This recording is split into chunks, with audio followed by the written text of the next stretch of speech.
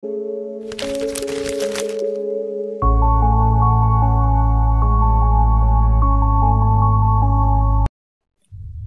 niyo ang kwento ng mga taga San Diego. Maraming malungkot, masungit, marami rin na nagsasaya.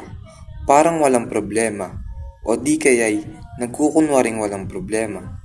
Sakali ang logwe ng binundok sa isang malaking bahay, nakatira si Don Santiago de los Santos, na higit na kilala bilang Kapitan Tiago. Kilala siya sa buong bayan dahil sa kanyang kayamanan, lalo't higit sa kanyang kabaitan.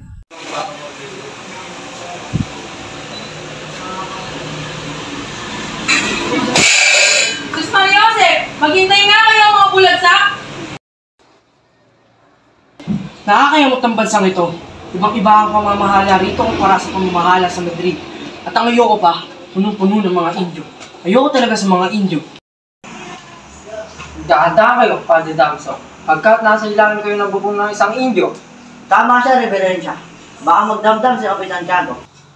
Matagal lang hindi tinuturing ni Tiago ang sarili niya bilang Indio. Malayong malayo sa mga walang galang na tao na yan. Sigurado naman ay hindi kasing saklap ang nangyari sa kanila o sa akin. Naku, nagsayang ka lang ng panahon sa pagpunta rito. Wala kang ibang makikita kundi ang tinola sa handaan at matutulog ka man lang na hindi nasisiyahan. Mga Ginoo, kinalulugod kong ipakilala ang anak ng aking nasirang kaibigan, si Don Rafael. Siya si Juan Crisostomo Ibarra.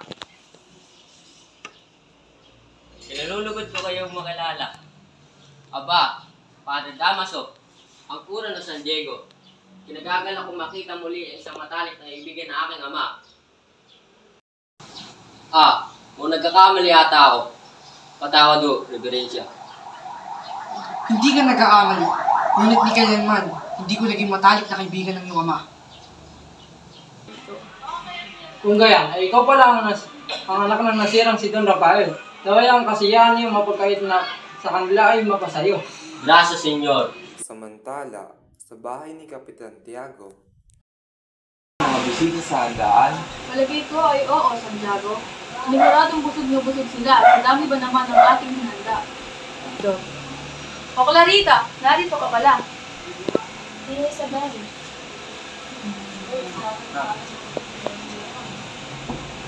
O siya, mag-iwan ko na muna kayo. May gagawin pa ako sa mga. Kilaya tayo may bumabagabag sa inyong kalooban, Ama. May loon na po ba? Walang anuman iha. Nagpapasalamat lamang ako sa Diyos at iniyayaan niya tayo ng maayos na buhay. Ngunit sa wari ko'y, mas masaya sana tayo kung ang iyong ina ay hindi sa atin nawala ng maaga. Papa, huwag mo nang balikan pa ang nakaraan. Mabuti pa ay matulog na kayo. Panigurado'y pagod na pagod kayo mula sa pagtanggap ng bisita kanina. Nagpapasalamat talaga ako sa Diyos at iniyayaan niya ako ng napakabait at napakapitagang anak na katulad mo. habang nahiga si Kapitan Tiago sa kanyang Kung kama, buhay lamang si Pia, naisip niya ang kaligayahan ko ay paniguradong buo-buo. naalala pa noon ni Kapitan Tiago ang mga larawan ng nakalipas. Ang pagsayaw nila ng asawa sa Obando upang magkaanak, na sinundan ng kanyang pagiging tatay kay Maria Clara. Nawala lamang ang saya sa kanyang mukha nang maalala niya ang pagkamatay ng kanyang kabiyak. Namatay ito dahil sa hirap sa panganganak kay Maria Clara. Aking mahal na esposa, naway makapiling ng lumikha ang iyong kaluluwa. Sumalangit ka nawa. Samantala, sa San Diego ay abala ang mga sapulturero, sapagkat bukas ay Todos los Santos.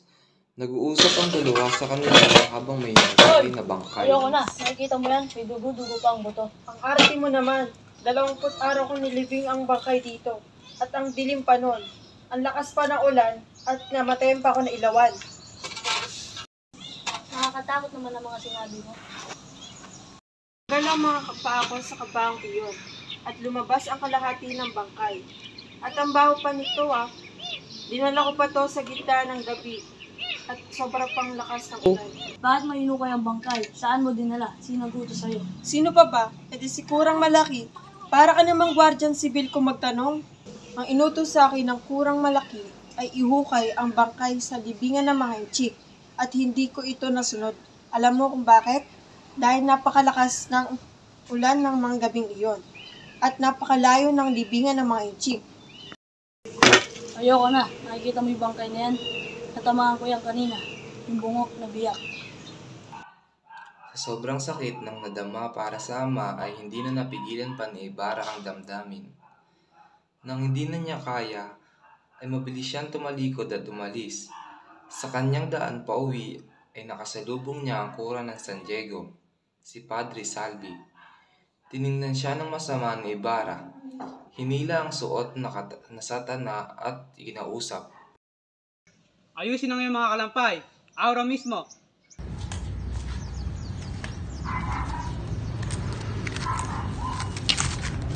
Ikaw! Ikaw ba ang gumawa ka ng kalamasta sa aking ama? Sumagot ka! Kung ano man iyon, sinasabi ko ngayon pa lamang na hindi ko alam ng mga binabanggit. Ay kung hindi ikaw, sino? Sigurado akong hindi ako ang kura na iyong nahanap. Kundi ang pinalitan kong kura na si Padre Damaso.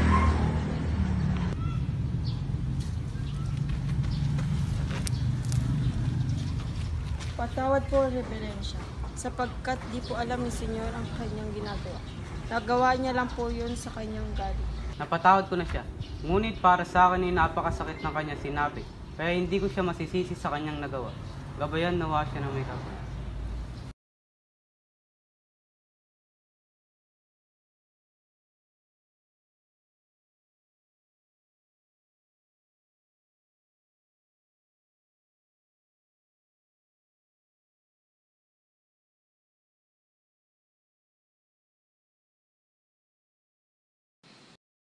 Ang ganda ng panahon, hindi ba? May darating na dilubyo at ito ang tanging kumangkin. Sa bawat kapital, ang pagbili ng naduhuli ng kidlat o pararayos. Doon ka nga! Dala ng maraming unos sa inyong lahat. Samantala, sa labas ng bayan ay makikita ang maliit na dampa ni Narcisa, ang ina ni Basilio at Crispin. Masaya siyang nagluluto ng tuyong tawilis, tapang baboy ramo at isang hita ng patong bundok na hiningi niya kay Piloso Potasio. Nagsaing din siya ng maputing kanin at namitas na kamatis sa kanyang bakuran upang gawing sausawan. Naku, sigurado magugustuhan ni Crispin at Basilio.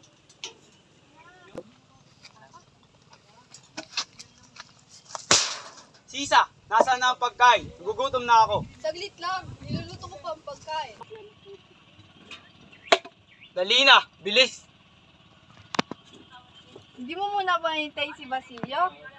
Magsasweldo siya ngayon at uuwi siya. Inang! Andito na po ako. Si Joseph, paano ka, Basilio? Huwag po kayo mag-alala sa akin. Ngayon po si Crispin sa kumbento. Naiwan? At siya ba'y buhay? Hay, buti naman. Ba't ka duguan? Paano ka? Ako po tumakas lamang sa kumbento. Ngayon lamang po ako pinauwi na sa Kristang Mayor. All na pong maglakad ng alas 9. Kaya nung nakasalubong ko po ang Guardia Sibil sa bayan ay nagtatatakbo po ako. Pinaputukan po nila ako. 10 long ang dumapli sa aking noo. Walang hiya talaga mga Guardia Sibil. Sadyang wala silang puso. Halika dito. Gamutin natin ang iyong sugat.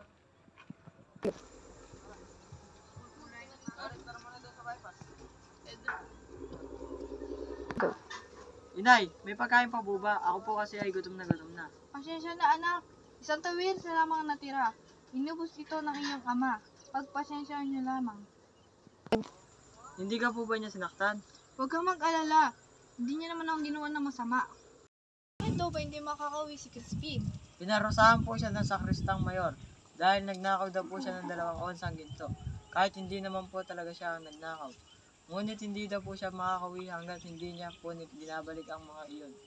Mahabangin Panginoon, kawawa naman ang aking bunsong anak.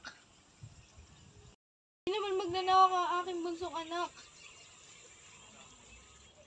Hay, huwag kang mag-alala. Kakausapin ko ang kura bukas. Huwag mo muna isipin. Huli ka na dyan. Tulog na ang mag-ina sa kanilang papag. Naglalaro pa rin sa isipan ni Basilio ang sinapit ni Crispin sa sulok ng kumbento habang takot na takot. Umiikot sa isipan niya ang mga daing at sigaw ni Crispin habang wala siyang magawa dahil sa sariling takot. Sa kapaguran, nakatulog din si Basilio. Ngunit sa kanyang pagtulog, siya ay nagkaroon ng isang masamang panaginip. Napaniginipan niya si Padre Salvi na pinagpapalo si Crispin kasama si Sacristan Mayor dahil siya raw ay nagnakaw. Pinaglaban ni Crispin na hindi siya ang nagnakaw at ang Sacristan Mayor ang tunay na nagnakaw. Kaya pati ang Sacristan Mayor ay nakisama na rin sa pagpapalo sa bata ng walang tigil. At dahil sa panaginip na iyon ay nagising si Basilio. Crispin! Crispin! Crispin! Diyos ko po anak, napano ka? May problema ba? Nay! Ayoko na pong magsakristan. Tuduin niyo na po si Crispin bukas sa kumbento. At kunin niyo na po ang aking huli sweldo. Dating sa kanilang dampa ay nagulat siya sa kanyang nakita. Mga Guardia Civil na naghahanap sa kanilang bahay na tila may hinahanap na tao. Hoy! Ikaw ba si Sisa? Ang ina ng dalawang batang magnanakaw? Opo, ako po si Isa. Ngunit hindi pa magnanakaw ang aking anak. Huwag ka na magkaila. Nakatakas ang anak mong panganay, ngunit asa ng nakababata. Hindi po. Hindi pa po umuwi ang aking anak simula kahapon. Ngayon na. Kung gayon, huhulihin ka namin hanggang... Hindi po. Nagkakamali na po kayo. Hindi po. Nagkakamali. Huli ka na. Sumama ka na sa amin. Anak! Basilio, Crispin, nasa na kayo?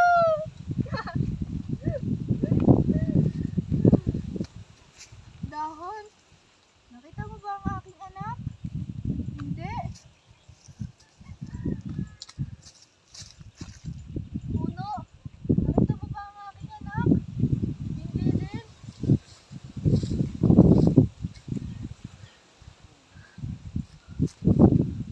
Hangin, nakita mo ba ang aking anak? Hindi.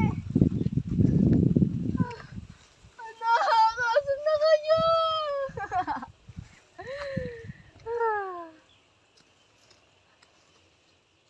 Crispin! Basilio! Asan na kayo? Crispin! Basilio! Bilis na kayo ng nanay. O, Kapitan! O, alias, ano ang iyong kailangan?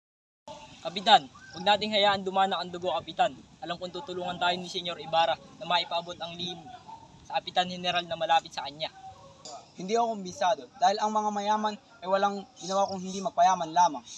Bigyan niyo po ako ng pagkakataon na gawin itong mapayapang planong ito. Kung may isagawa ito, ay walang dugong dadanak. At kung hindi ka magtagumpay, ay kung ganon, ilalagay ko ang aking sarili sa iyong pamamahala. kung gayon, ipakilala mo sa akin ang iyong mga kasamahan. Mula ngayon, magdala ka ng taong maipagkita sa akin sa baybayin ng San Diego. Sasabihin ko sa kanya kung anong makukuha niya kay Senyor Ibarra. Kung papayag man si Senyor, tayo ay makakamit ng hustisya.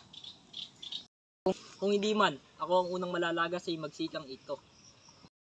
At sabihin mo sa akin ang mga kinalat nila sa mga Espanyol.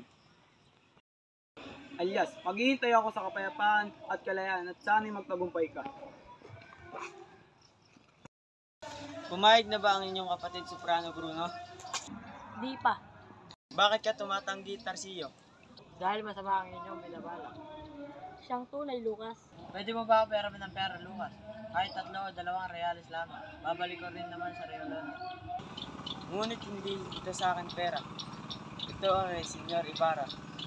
Isinaalang-alang sa Soprano. Patawarin ninyo ako, ngunit hindi ko kayo mabibigyan. Lumingap si Elias sa kanyang paligid. Lumubog na ang araw at sapagkat sa panig na ito ng sinukob ay bahagya na tumatagal ang pagtatakip silim. Nagpapasimula na ang paglaganap ng dilim at namanahag na ang sinag ng buwan sa araw na iyo'y kabilugan.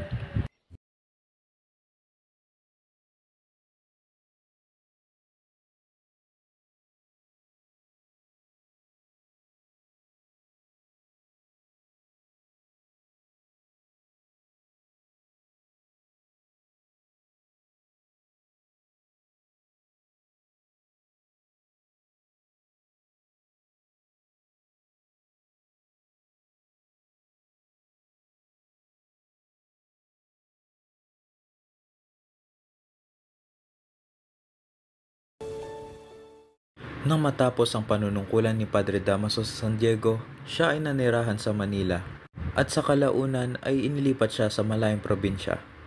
Ngunit hindi nagtagal, natagpuan siyang patay sa kanyang kwarto dahil sa isang bangungot.